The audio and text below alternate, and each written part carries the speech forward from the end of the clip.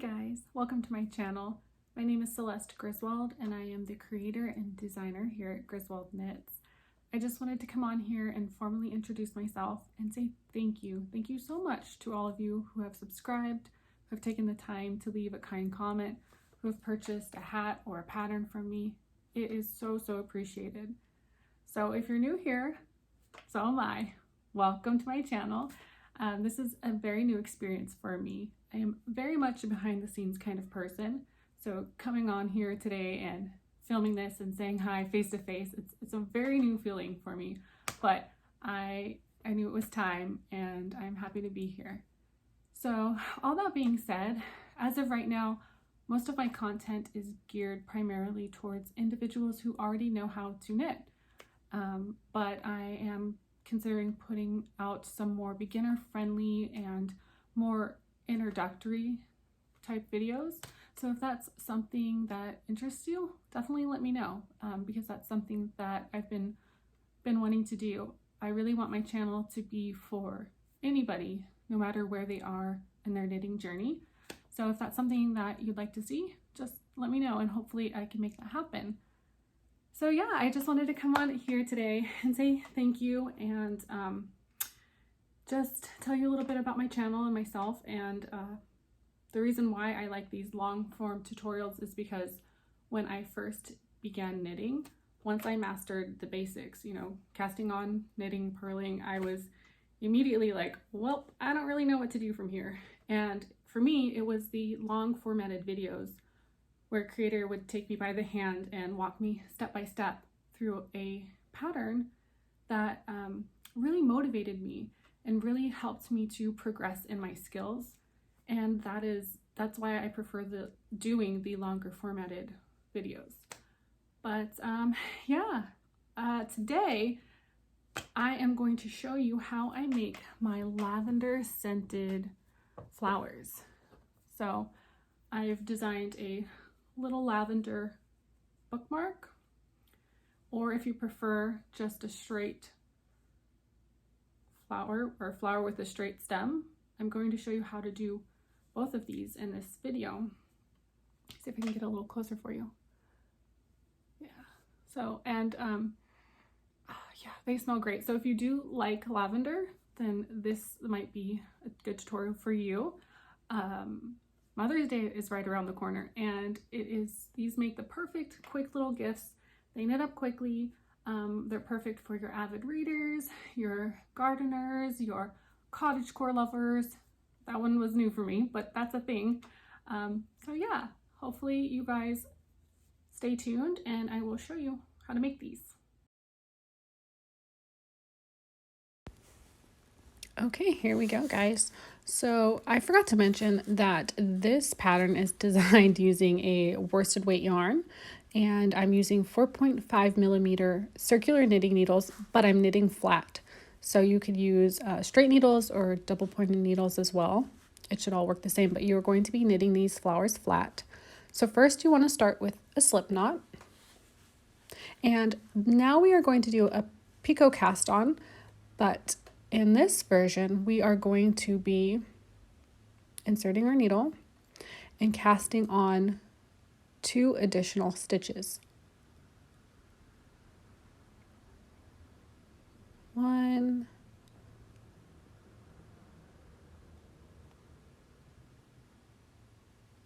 2, and then we are going to immediately bind off 1 stitch. So knit 2 stitches from the left hand needle and bind off 1 stitch, and then we are going to replace that stitch back onto our left hand needle.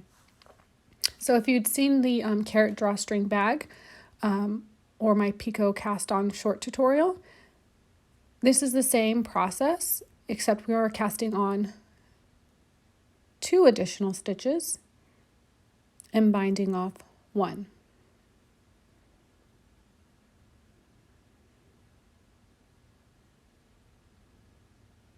You knit 2 and then you bind off 1. And place that stitch back onto your left hand needle.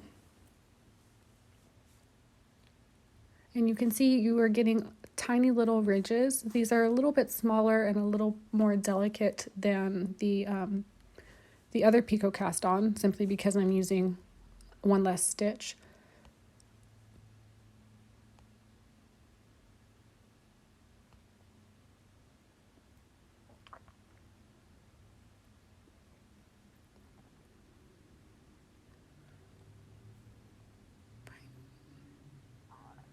Bind off one, and you are going to repeat this until you have 6 stitches on your left hand needle. That's 6 stitches total, including your first cast on stitch.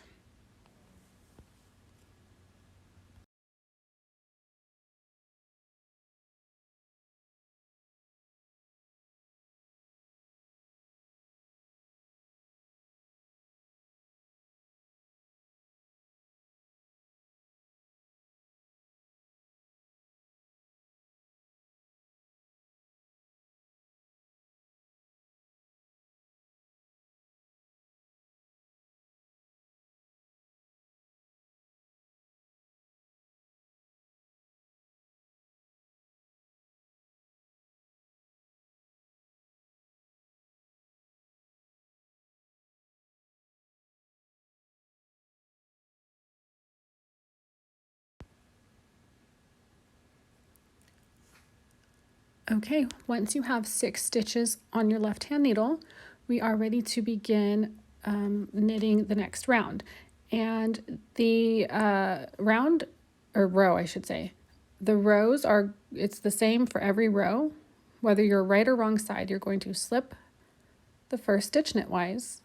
And now we're going to create a pop stitch. A pop stitch is when you knit through the front loop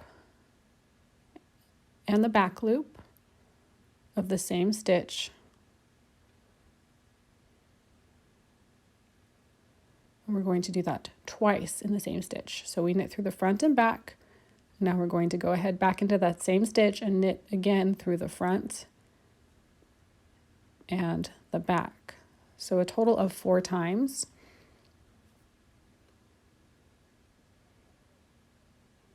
And then you're going to slip 3 stitches from the left hand needle over that first stitch, or sorry, from the right hand needle over that first stitch. So you can see I'm slipping 1,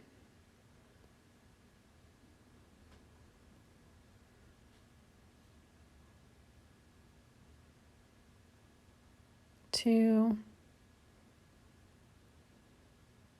3, and that is a pop stitch. It's like a little teeny tiny bobble. And then again, you're going to do a pop stitch into the next stitch.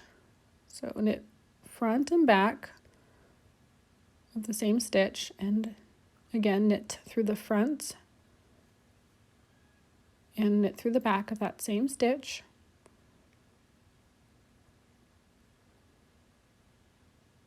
And then you're going to slip those 3 stitches from your right hand needle over that first stitch on your right hand needle.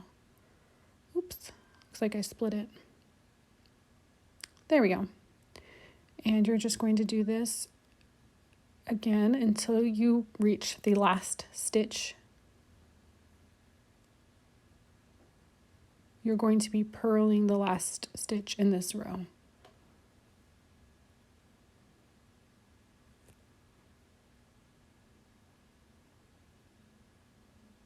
Sometimes I like to slip 3 stitches all at once. Sometimes I will slip them individually. It doesn't really matter.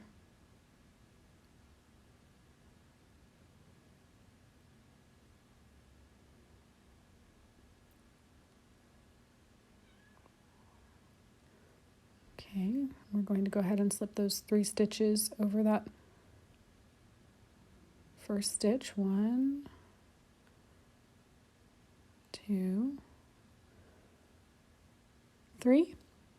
And then the last stitch in our row, we're going to be purling. And I like to try to keep my tension a little tighter on that last purl stitch. So now we are going to be turning our work, but the pattern is reversible. It's pretty much going to look the same front and back. So you're just going to go ahead and repeat. Slip the first stitch knitwise, and then work a pop stitch into the next 5 stitches and purl the last stitch. You're going to do this at least 6 times. I recommend 6. I think that's a good length for the lavender buds. You can make it a little bit longer if you'd like, but about 6 rows and you should be good.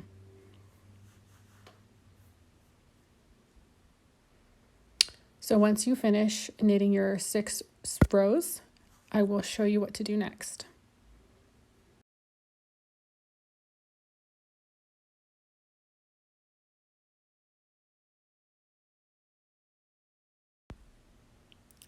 Okay, after you repeat your 6th row, it's going to be time to bind off. So what we're going to do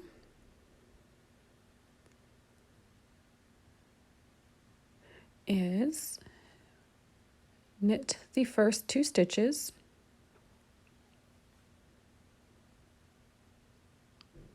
one, 2, then slip that first stitch over the second. And now you have 1 stitch on your right hand needle, and then you're going to go ahead and knit 1 stitch off of the left hand needle, slip that first stitch over the second stitch, and just keep repeating until all of the stitches have been bound off.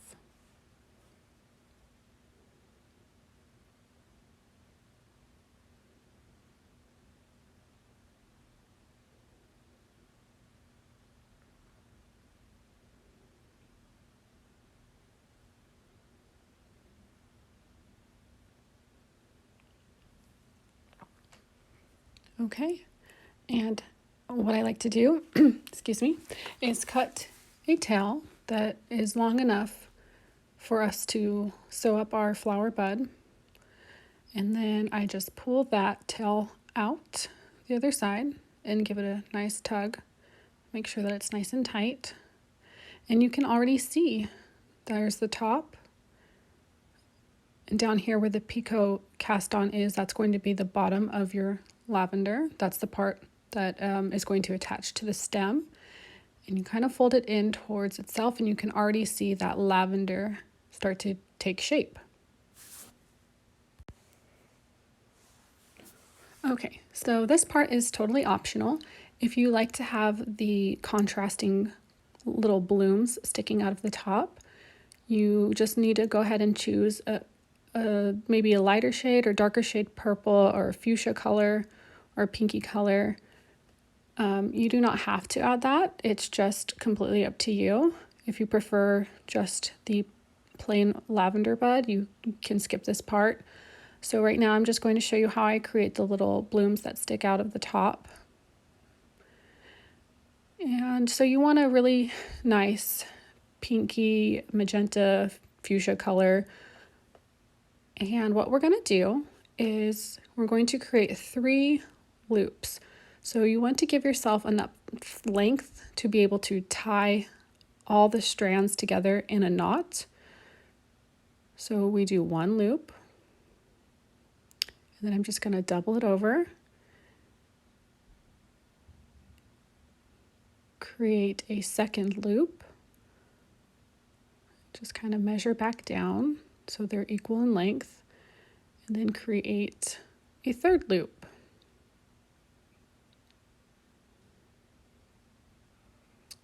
So you can play with those loops if you'd like. You can make them the same exact length. You can make certain loops a little bit longer. It's up to you. I try to keep them pretty uniform. And then what we're going to do is tie all these strands together in a knot.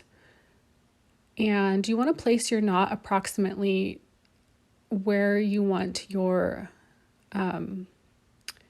buds to kind of start. So if you want your buds, your little blooms to be longer, you want to knot them closer to the bottom. If you want your blooms to be a little bit shorter, you want to knot them closer to the top. So once you have your loops situated the way you like them, all we're going to do is take all of the strands together and tie a knot where you want your blooms to be. So I want mine to be a little bit on the shorter side, so I'm going to make sure that the knot is secure up towards the top, like so.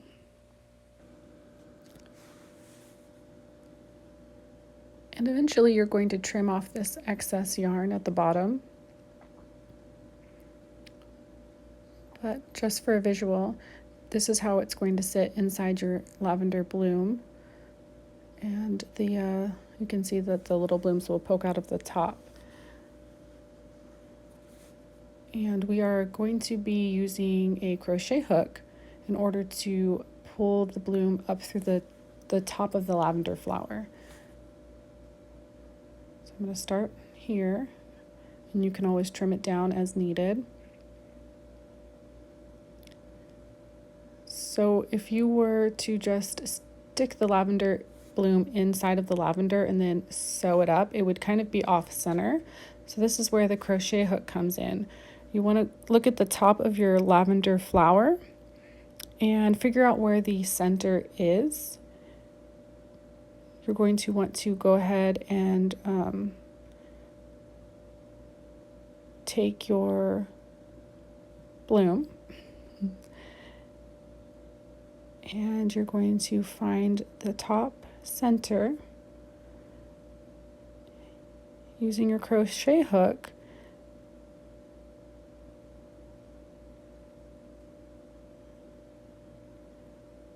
You are going to then pull those blooms up through the center. And that way they will sit nice and straight and even, and they will be coming directly out of the top of your flower. So I need to go ahead and trim down that tail a little bit more. And there you have it. So that's how you create the bloom. And we are going to set this aside for a minute, and I'm going to show you how to knit the I-cord that you need for the stem.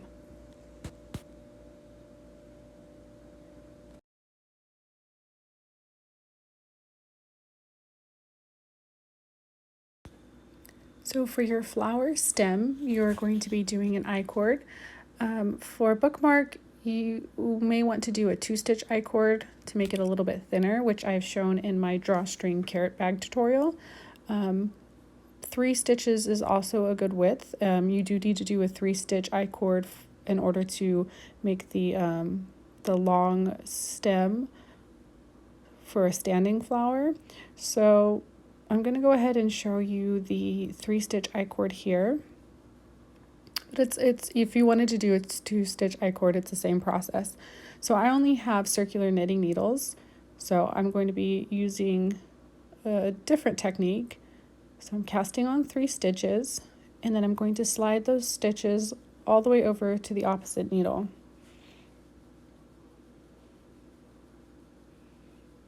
And then just knit the next 3 stitches.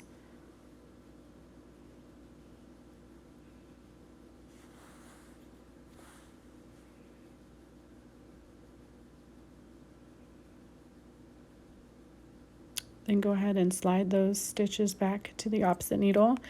If you have double pointed needles or you have flat knitting needles, you can use other techniques. This is just what I have to work with.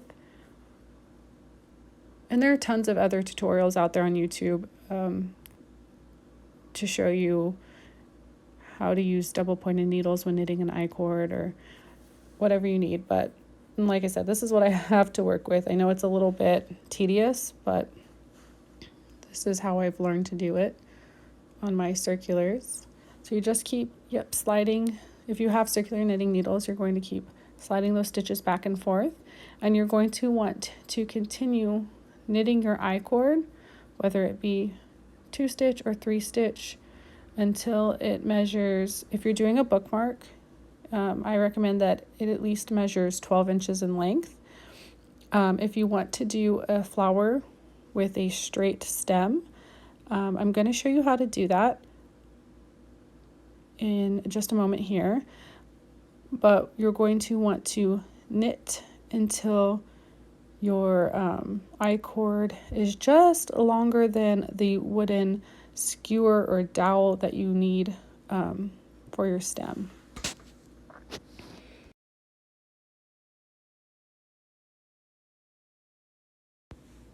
Okay, so if you are doing the flower with the rigid stem, you're going to want to knit until your I-cord measures just a little bit beyond your barbecue skewer tip. So also what I forgot to show is that barbecue skewers are really sharp at the bottom, so make sure that you cut off the very sharp tip of your barbecue skewer. And then what we're going to do is we are going to slip the I-cord off of our needles. I know it's a little bit nerve-wracking, but you got this. And we're just going to kind of spread the stitches at the top and take our skewer that has that tip cut off, and we are going to work it slowly and carefully down the center of the I-cord. And this is a little bit of a process. It might take you a little bit of time, but it is so cute, and it makes it's the perfect it's just the perfect width for these delicate little flower stems. So just like I'm doing here, you're just going to slowly and carefully work your skewer down the center, and just try to be careful. Try not to snag your yarn, and try not to push it out of the center. If you do, it's okay. You can just pull it out a little bit and then keep working it. Work it down. And so you're just going to do this until you make it all the way down to the end of your I-cord.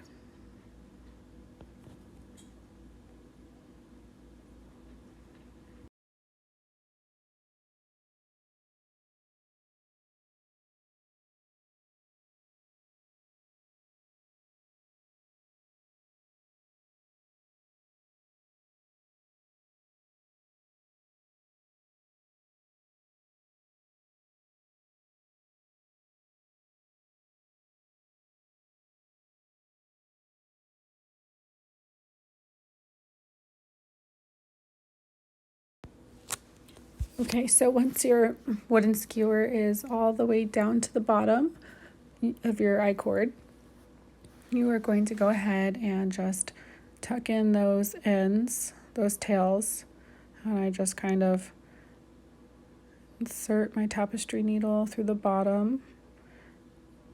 Oops, and then pull it through just a few stitches above, like so. And then trim. Oops, you have to be kind of careful not to come out the other side. And then, yeah, so this is the top.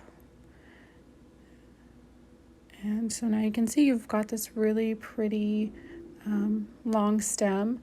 I do regret my specific yarn choice. I used a yarn that has a lot of variation in the width of the yarn. Some parts are really thin, some parts are thicker, so it made my stem look a little bit bumpy, but this was the only green that I had, so yours probably will come out looking a little bit smoother than mine.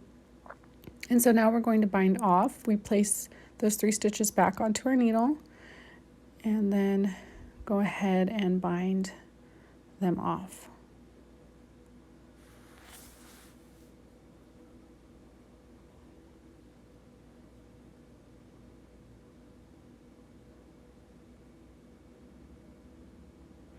And then I cut the tail,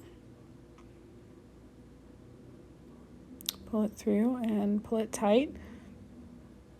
And then I do the same thing on the top that I did on the bottom. I'm just going to tuck in this end.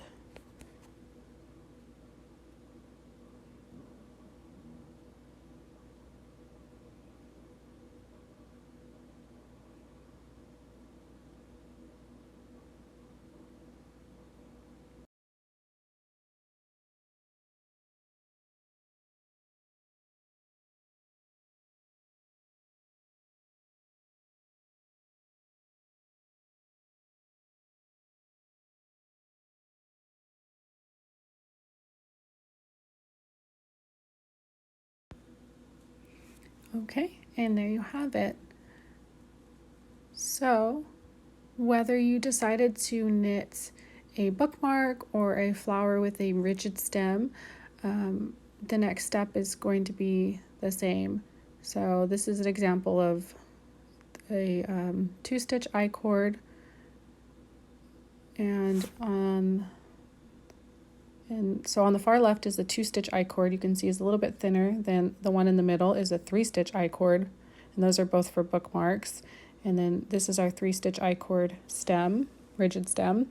So this is all going to be the same process from here on out, no matter which type of stem you chose.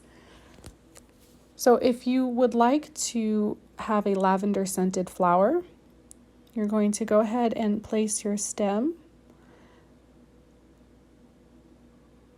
into the flower, and this little floppy bit needs to be positioned so that you can sew through it. And you want a little bit of the wooden stick to be in there as well, but you are going to be aiming your needle through that floppy bit. So if you would like it to be lavender scented, all I do is, sorry about that. I take my favorite dried lavender and I just kind of pack it into the flower. And you don't want to overfill it, or else you won't really be able to stitch it up very well. But with this particular lavender, a little bit goes a long way. So this is completely optional. If you don't like the lavender scent, just go ahead and skip this part and go right into the stitching of your flower. So what I do is, once everything is situated the way that I want it inside, I thread my tapestry needle using the purple lavender tail, and I just go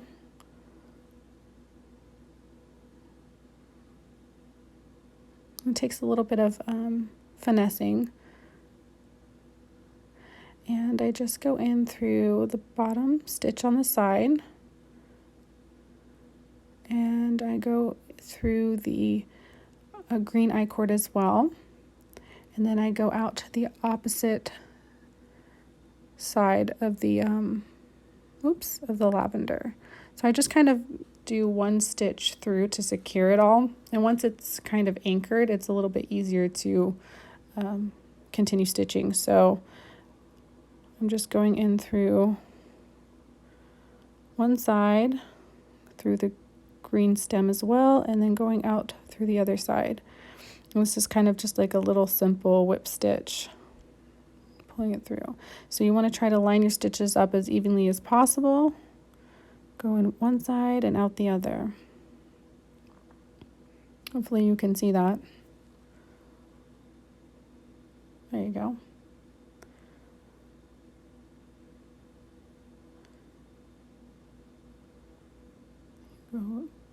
Go in through one side. Find the corresponding stitch on the other side, go through. And yep, that's really all there is to it. We're just going to continue stitching all the way to the top of the flower.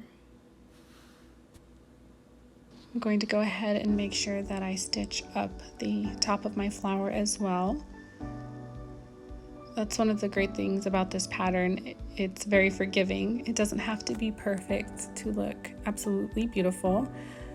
So I hope that you guys enjoyed this tutorial. I hope that you knit some of these lavender bookmarks or lavender flowers. And yes, Mother's Day, like I said earlier, it's right around the corner.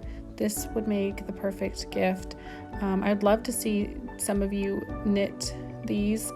If you do end up knitting some of these flowers and you have an Instagram, please tag me on Instagram so I can see your work. I would love to see these utilized. And yeah, so again, happy knitting. Have a great day. If you do enjoy my content, if you want to see more of my original patterns and designs, please feel free to go ahead and subscribe and like my videos. That will go a long way in helping my channel to grow and helping me to progress. So all that being said, I hope you enjoy. Take care, and as always, happy knitting.